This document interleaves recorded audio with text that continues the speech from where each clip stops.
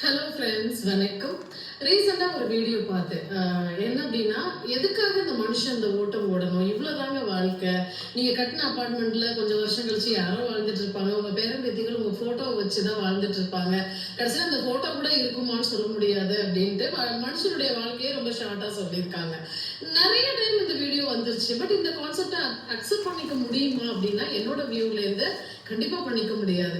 யாரு நம்ம அப்பார்ட்மெண்ட் அதுக்கப்புறம் யார் கை மாறினாங்க, நம்ம சந்ததிகள் அதை வாழ்ந்தா என்ன, நம்ம வாழும் போது எப்படி வாழ்ந்தோம், இன்னைக்கு இந்த நிமிஷம் இந்த நொடி நிச்சயம் இல்லை அப்படின்னா கூட இந்த வாழ்க்கையை எவ்வளவு சந்தோஷமா நம்ம வாழ்ந்துட்டு இருக்கோன்றதுக்காக ஒரு முக்கியமான விஷயம் என்ன அப்படின்னு பாத்தீங்கன்னா, நீங்க பிஸியா இருக்கிறது தான். உங்களை ரொம்ப பிஸியா வச்சுக்கிறது தான். உங்களுடைய ஏர்னிங்ஸ்ல நீங்க உங்களுடைய சொந்த உழைப்புல எந்த அளவுக்கு சுறுசுறுப்பா இருக்கீங்களோ, எந்த அளவுக்கு ஏர்ன் பண்ணி என்னால ஏன் சொந்த கால நிக்க முடியும் நீங்க உணர்றீங்களோ, அந்த நிமிஷம் தான் நீங்க சந்தோஷமா இருக்கீங்க. அதுக்காக தான் இந்த ஓட்டம்.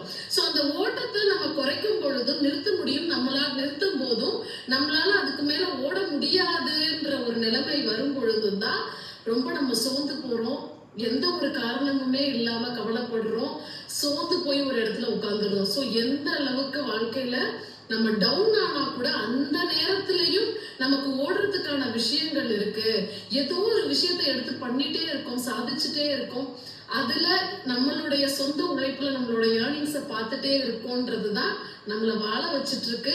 யாருடைய தயவு இல்லாமலையும் இந்த ஓட்டத்தை நம்ம ஓட முடியும்ன்ற போதுதான் ஒரு புது தைரியம் கிடைக்குது, புத்துணர்ச்சி கிடைக்குது. சோ அதுக்காக இந்த வாழ்க்கையை நம்ம ஓடிதான் ஆகணும். அந்த வீடியோல சொன்ன மாதிரி இன்னும் 2 வருஷத்துலயோ இல்ல 30 வருஷத்துலயோ 40 வருஷம் இறந்து போறோம், நம்ம சந்ததிகள் நமக்கு போட்டோ தானே வைக்க போறாங்க. அதுக்காக ஒரு இடத்துல யாராலையும் உட்கார்ந்து எல்லாம் இருக்க முடியாது. ஒரே இடத்துல உட்கார்ந்து இருந்துட்டு எனக்கு இது போதும் அப்படின்னு உட்கார்ற அந்த நொடி தான் நம்ம என்ன பண்றோம் அப்படின்னா, பழைய நினைவுகளையும் பழைய கவலைகளை பத்தியும் யோசிக்க ஆரம்பிக்கிறோம்.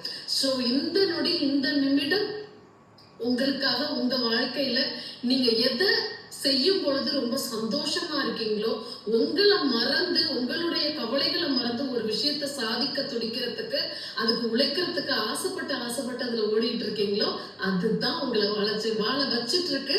சோ அந்த செயலை சிறப்பா பண்ணுங்க. நன்றி.